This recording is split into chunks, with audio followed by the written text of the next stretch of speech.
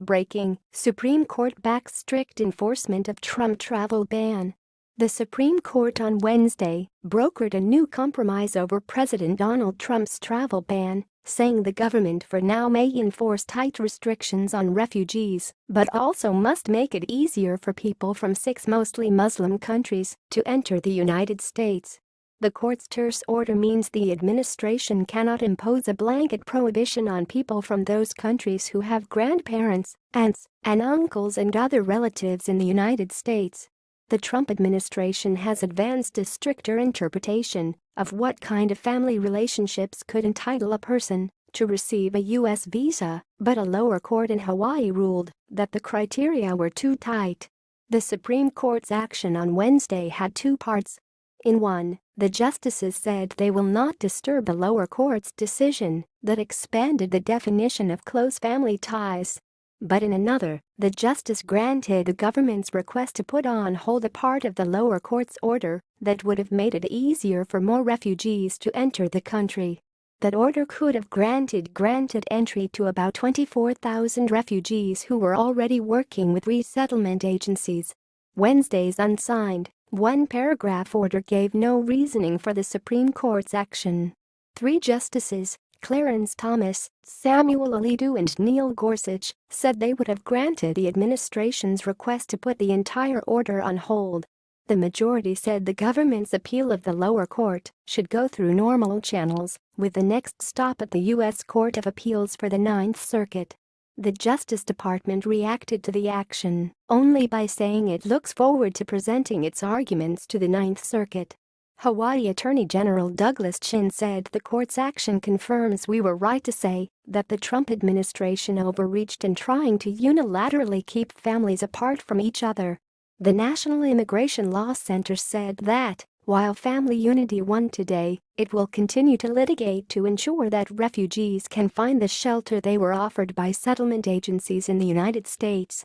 The court's decision was the latest development in the Trump administration's nearly 6-month effort to temporarily shut down the nation's refugee program and bar visitors from several Muslim-majority countries, while officials examine vetting procedures. The Trump administration has said the effort was needed to protect the country. Challengers have fought the ban as an unconstitutional effort at keeping out Muslims, which Trump had advocated during the presidential campaign. The latest version of the ban bars visitors from Iran, Libya, Somalia, Sudan, Syria, and Yemen. These restrictions and the refugee ban had been put on hold by lower courts. The Supreme Court will consider the merits of the challenge to the administration's travel ban on October 10. In the meantime, the court said last month that the ban could go in effect and be applied to those without a connection to the United States, but that people with a bona fide relationship with a person or entity in the United States must be exempted from the ban. The justices did not define such a relationship, but gave examples of what would qualify for the exemption: a close relative in the United States, a spot in an American university, a job offer or speaking engagement. The Trump administration interpreted the Supreme Court's requirement of a close familial relationship to be a parent, spouse, fiancé, son or daughter, sibling, son-in-law or daughter-in-law in the United States. The government would continue to bar refugees who had an offer from a refugee resettlement operation. The challengers went back to U.S. District Judge Derek Watson of Hawaii, who had earlier issued a nationwide injunction against the ban. Watson ruled last week that the government's narrowly defined list of exemptions was not supported by either the Supreme Court decision or by the law. Common sense, for instance, dictates that close family members be defined to include grandparents, Watson wrote. Indeed, grandparents are the epitome of close family members. The government's definition excludes them. That simply cannot be. He extended the exemptions to include those with grandparents, grandchildren, aunts, uncles, nieces, nephews, cousins, brothers-in-law and sisters-in-law. Watson wrote that refugees with an assurance from a resettlement agency are also exempt from the ban. The Justice Department asked the Supreme Court to stay Watson's ruling.